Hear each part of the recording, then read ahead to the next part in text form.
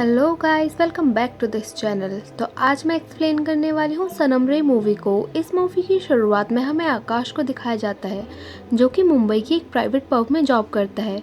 आकाश का बॉस उसको बिल्कुल भी पसंद नहीं करता, लेकिन आकाश उसको हमेशा खुश करने की कोशिश करते रहता है ताकि उसको प्रमोशन मिल जाए। आकाश की ऐसी लाइफ चल ही रही होती है कि एक दिन उसके पास उसकी मॉम का कॉल आता है और वो उससे कहती हैं कि तुम्हारे दादाजी की तबीयत बहुत ज्यादा खराब है। ये बात सुनकर आकाश अपने होम टाउन टनकपुर वापस जाता है। आकाश बचपन से अपने मॉम डैड और दादाजी के साथ टनकपुर में ही रहा है। उसके दादाजी एक फोटोग्राफर थे और उनका एक स्टूडियो भी था।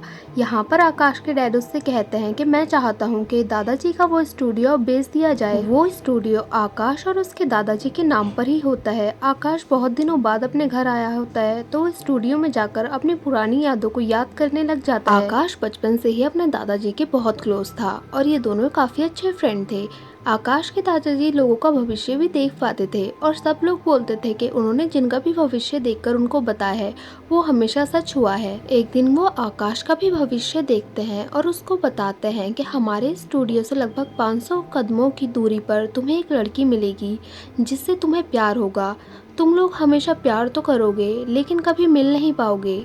इसके बाद आकाश एक दिन अपने स्टूडियो से 500 कदमों की दूरी पर चल के जाता है तो उसे एक लड़की दिखती है, लेकिन वो उससे उम्र में बड़ी होती है तो आकाश ये देख के थोड़ा उदास हो जाता है। इसके बाद एक दिन आकाश के स्टूडियो में एक लड़की आती है जिसका नाम श्रुति होता है और वो दोनों धीरे धीरे काफी अच्छे फ्रेंड बन जाते हैं और हाई स्कूल में आने तक ये दोनों एक दूसरे से प्यार करने लग जाते हैं। जिस दिन हाई स्कूल का लास्ट डे होता है और इन दोनों की फेयरवेल होती है तो श्रुति आकाश का अपने मिलने वाली जगह पर वेट कर रही होती है, लेकिन आकाश वहां पर नहीं पहुंचता क्योंकि उसके घर में उसके एक रिलेटिव्स आते हैं जो कि उसको मुंबई ले जाते हैं उसका एडमिशन कराने के लिए। और आकाश श्रुति को बताकर भी नहीं जाता क्योंकि उसको लगता है अगर वो श्रुति को बता देगा तो वो उसको जाने नहीं देगी। दूसरी तरफ श्रुति आकाश का वेट करते रहती है लेकिन आकाश नहीं आता तो उसको बहुत बुरा लगता है। इसके बाद आकाश श्रुति को ढूंढने की बहुत कोशिश करता है लेकिन उसको श्रुति नहीं मिलती। एक दिन आकाश जब अपने स्टूडियो की डील कर रहा होता है तब उसके पास उसके बॉस का कॉल आता है और वो उसको जॉब से निकालने की धमकी देते हैं। इसके बाद आकाश जल्द से जल्द अपने ऑफिस पहुंचता है और अपने बॉस से बात करता है, लेकिन आकाश के बॉस उसको जॉब से निकाल देते हैं। आकाश उनसे एक और चांस मांगता है तो उसके बॉस उससे एक डील साइन करने के लिए बोलते हैं कि तुम्हें एक कॉन्ट्रैक्ट साइन करवाना होगा और जिस कपल से तुम्हें ये कॉन्ट्रैक्ट साइन करवाना है उनका डिवोर्स हो चुका है, ऐसा भी उसको बताते हैं। और वो आकाश से कहते हैं कि कंपनी उनकी वाइफ मिसेस पैवलो के नाम पर है और वो इस वक्त कनाडा में है एक योगा कैंप में। तो आकाश अपनी जॉब को बचाने के लिए उसी योगा कैंप में चले जाता है। इसके बाद बहुत ढूंढने के बाद आकाश को मिसेस पैवलो मिलती है और उनका नेम होता है आकांक्षा। अब यहाँ पर आकाश उनको पटाना स्टार्ट कर देता है और उनको पटाने के लिए वो झूठे प्यार का नाटक करता है। इसके बाद ये दोनों थोड़ा थोड़ा क्लोज आने लग जाते हैं। कुछ दिन आकांक्षा के साथ योगा कैंप में बिताने के बाद एक दिन आकाश को श्रुति भी मिलती है और जब वो उससे बात करता है तो वो उसको पहचानने से इनकार कर देती है।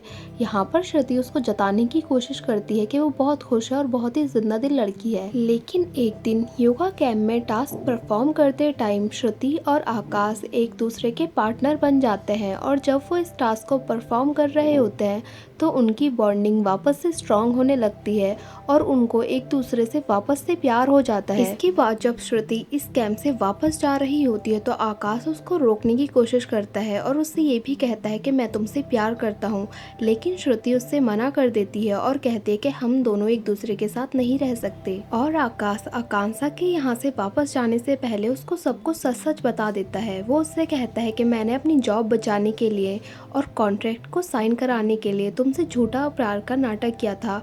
और ये बात सुनकर आकांक्षा भी यहाँ से चली जाती है। अब जब आकाश मुंबई वापस आता है तो उसके बॉस उसको जॉब से निकालने की धमकी देते हैं क्योंकि उसने अपना वादा पूरा नहीं किया था, लेकिन आकाश खुद ही रिजाइन करने के लिए बोल देता है। अब जब सब एम्प्लॉय ये देखते हैं कि आकाश जॉब छोड़ रहा है तो वो भी रिजाइन करने के लिए बोल देते हैं क्योंकि उनका बॉस एक अच्छा इंसान नहीं था और सभी एम्प्लॉय को उससे कुछ ना कुछ प्रॉब्लम थी।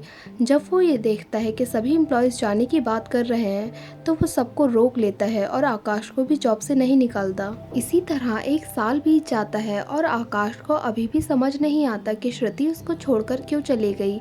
एक दिन आकांक्षा आकाश से मिलने के लिए आती है और वो उसकी कंपनी के साथ एक डील भी साइन करना चाहती है और वो यहाँ पर आकाश से दोस्ती भी रखना चाहती है। और आकाश को आकांक्षा से श्रुति का पता मिलता है और जब वो दोनों श्रुति को ढूंढने के लिए जाते हैं तो उन लोगों को पता चलता है कि श्रुति इस जगह को एक साल पहले ही छोड़कर चली गई है। इसके बाद आकांक्षा आकाश से कहती है कि तुम अगर चाहो तो हम दोनों एक नए सिरे से अपनी जिंदगी को शुरू कर सकते हैं। इसके बाद आकाश वापस से अपने घर टनकपुर जाता है और वो अपने स्टूडियो से वापस से 500 कदम चलता है, लेकिन वो इस बार उस घर के आगे नहीं रुकता जिस घर के आगे वो बचपन में रुका था, बल्कि वो उससे थोड़ा और कदम आगे चलता है और एक नए घर के आगे रुकता है। और हमें यहाँ पर ये भी पता चलता है कि बचपन में वो जिस घर के आगे रुका था वो दरअसल आकांक्षा का ही घर था और वो लड़की आकांक्षा थी। अब वो जिस घर के आगे रुका था उसी घर में उसको श्रुति दिखाई देती है और वो श्रुति को देखकर बहुत खुश हो जाता है। श्रुति और आकाश को एक साथ देखकर आकांक्षा दुखी होकर यहाँ से चले जाती है। अब आकाश श्रुति से कहता है कि मैं तुम्हारे साथ रहना चाहता हूँ और मैं तुमसे प्यार करता हूँ और मैं तुम्हें छोड़कर कहीं नहीं जाऊँगा, लेकिन श्रुति उससे कहती है कि हम दोनों एक साथ नहीं रह सकते और तुम्हें मुझे भूलना होगा। आकाश को श्रुति की बात सुनकर ऐसा लगता है कि वो बचपन में उसको छोड़कर चला गया था, इसीलिए वो उससे उसका बदला ले रही थी। लेकिन यहाँ पर आकाश को श्रुति की कज़न से पता चलता है कि श्रुति को एक हार्ट डिजीज़ है और जल्दी ही अगर उसका हार्ट ट्रांसप्लांट नहीं हुआ तो वो ज़्यादा दिन तक नहीं जिएगी और अभी तक उन लोगों को कोई भी हार्ट नहीं मिला है। इसके बाद जब आकाश श्रुति से मिलने के लिए जाता है तो श्रुति उसको बताती है कि मैंने अपनी डायरी में वो सब कुछ लिखा था जो हम एक साथ रहकर पूरा करेंगे। अब कुछ दिनों में आकाश श्रुति की डायरी में लिखी हुई श्रुति की सारी विशेष को पूरा करता है और वो दोनों एक दूसरे के साथ बहुत खुश होते हैं और वो लोग जवानी से लेकर बुढ़ापे तक अपनी जिंदगी को ऐसे जीते हैं जैसे कि श्रुति ने अपनी डायरी में लिखा था।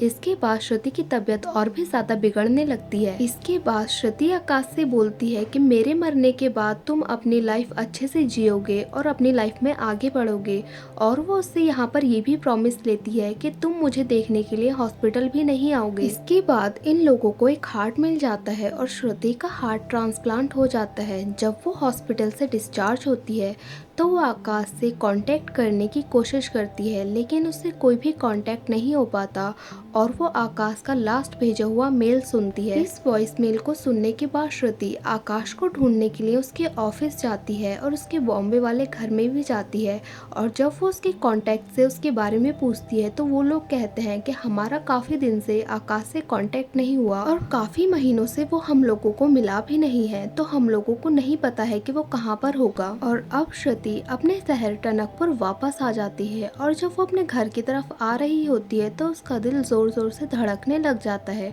तब उसको रियलाइज़ होता है कि ये दिल किसी और का नहीं बल्कि आकाश का है, क्योंकि आकाश का दिल ही श्रुति के घर की तरफ आते हुए इतनी ज़ोर से धड़कने लगता था।